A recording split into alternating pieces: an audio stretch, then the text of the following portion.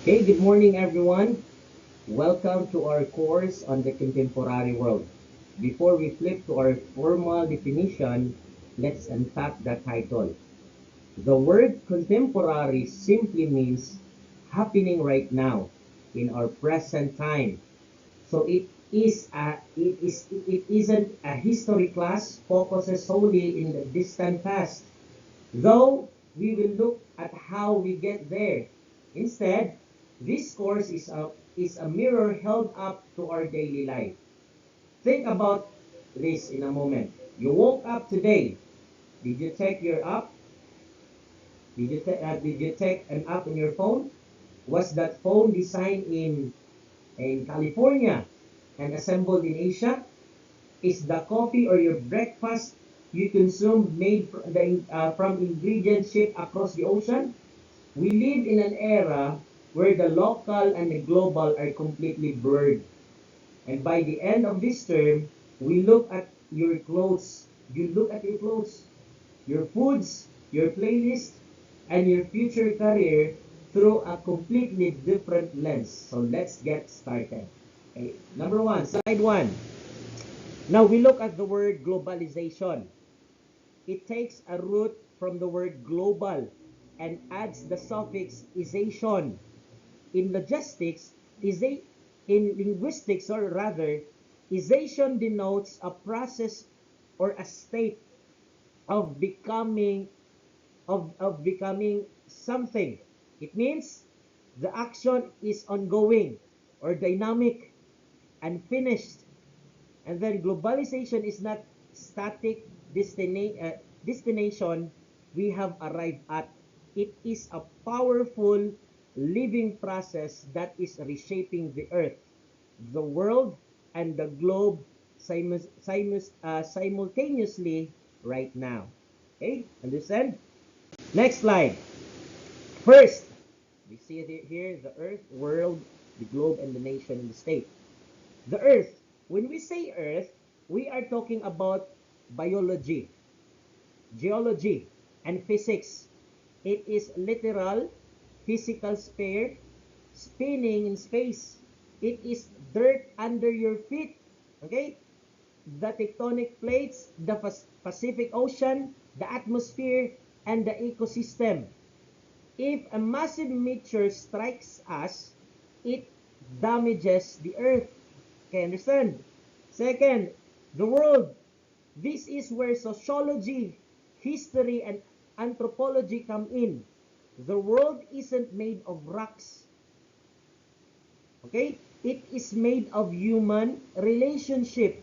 It is a collective sum of human societies, our culture, our shared history, our language, and how we live together.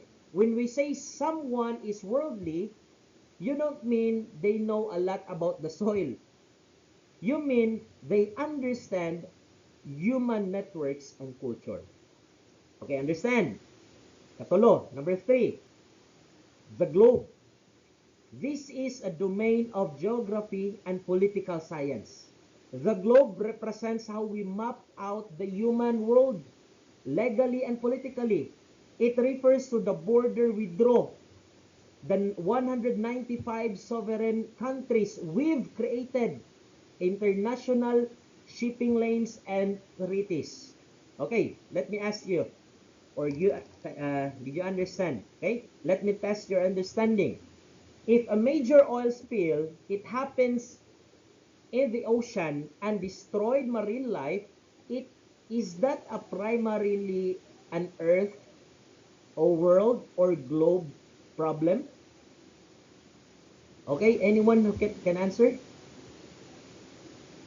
Okay, excellent. It started as an earth problem. Why? Because it destroys the physical ecology. But it instantly becomes a world problem because it ruins the livelihood of human fishing communities. And a global problem because multiple countries will argue over who will legally responsible for cleaning up international waters. See how they connect? So it's so simple. Next, A nation. A nation is a group of people who share the same culture. Again, a group of people who share the same culture, language, and history. Or what we say, they feel like a family. And then a state is a political setup. It means you have a clear territory, a land, a government, a law, and an independence, or what we call sovereignty. And here's a quick question. If a group of people, if a group of people share a culture but don't have their own land or government, what are they? Hey, anyone? Okay, good.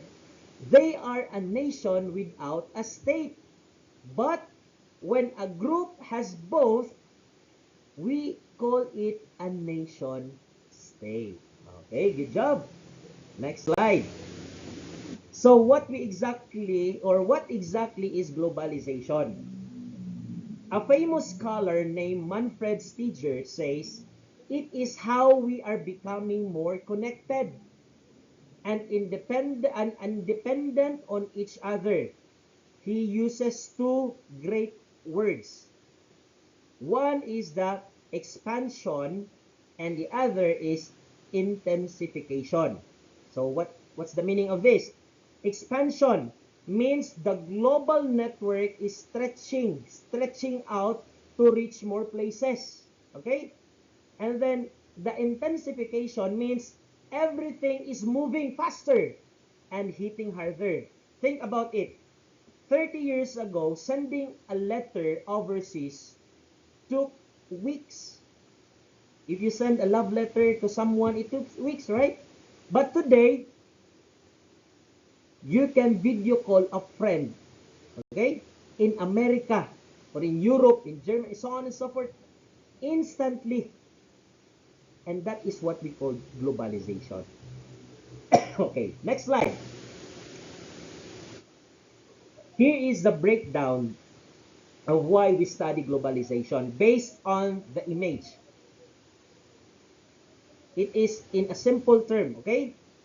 It is so essential for us to study this.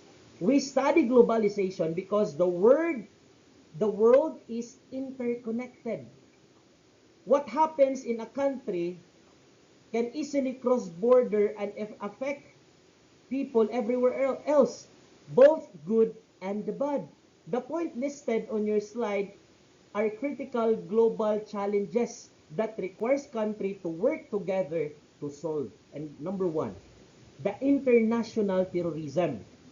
When different parts of the world are connected, it is easier for people, money, and ideas to move across border.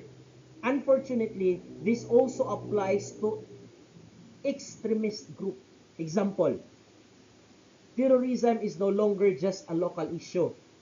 A group based in one country can use an internet to recruit people, plan attack, or fund operation in completely different countries. It is what we call international terrorism. Secondly, the transnational criminality. The word transnational simply means crossing national borders, just like legitimate business expand globally. Criminal networks to do example ana na to na the word here is the modern criminal don't stop at a border at the border. They use global shipping routes, international banking systems, and the internet to commit crimes across multiple countries. So it worsens yun. And this is why we focus on studying the globalization. Thirdly, poverty. In a globalized economy, the financial health of one country is tied to a financial health of others. Example, job markets and prices are decided globally. If a powerful country or economy crashes, or if a global corporation decided to move its factories to a cheaper countries, thousands of people can instantly fall into poverty. No, this is good. Number 4, While the world produces more than enough food to feed everyone, globalization affects how that food is distributed, priced, and transported. So simple. Example, many countries rely on import foods or importing foods from other countries rather than growing it all themselves. If war, natural disaster rather, or economic crisis hits a major food exportation, the country and exporting countries, the prices will what? Skyrocket globally. And people in completely different parts of the world go hungry. Example na to, no? If a major war breaks out, example in Eastern Europe, the global supply drops suddenly. The prices of bread and flour, because it came mostly in Europe, di ba? The prices of bread and flour rises, mostly particularly here in Asia and Africa, making it too expensive for poor families to eat. Number 5, child labor. As businesses compete globally to make products as cheaply as possible, some suppliers turn into unethical practices like child labor to keep costs down. Example, companies in wealthy countries often outsource their manufacturing to poorer countries where labor laws are weak or not enforced. Studying globalization helps us track the supply of chain so we can hold companies accountable. So it's so hard for us to see those kids, no, to do something unta nga mas maayo gyud nga dili. And lastly, the intellectual poverty rights, or the IPR. Intellectual property rights, rather, the intellectual property refers to a creation of the mind, like inventions, music, movies, brands, and software. Example ani is when a product or idea can be digitally copied and sent around the world in seconds, it becomes very hard to protect the person who invented it.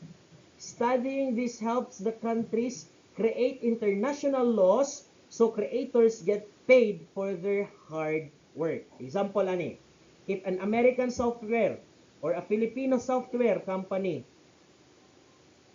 like the P-pop group releases a new product and a factory in another countries immediately duplicates it and sell fake version without permission, it violates the IPR.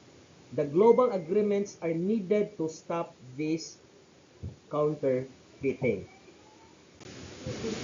So, any questions so far? Let us proceed to our activity. Now it's your turn. I want you to reflect on 3 levels. Okay? As a student, how does global tech help you? And as a family member, how does global economy affect your household? And as a Filipino, how do you fit into global stage? Take 5 minutes to write your own definition on the globalization based on what we discussed. So write your own definition of globalization. Thank you for your time and God bless us all.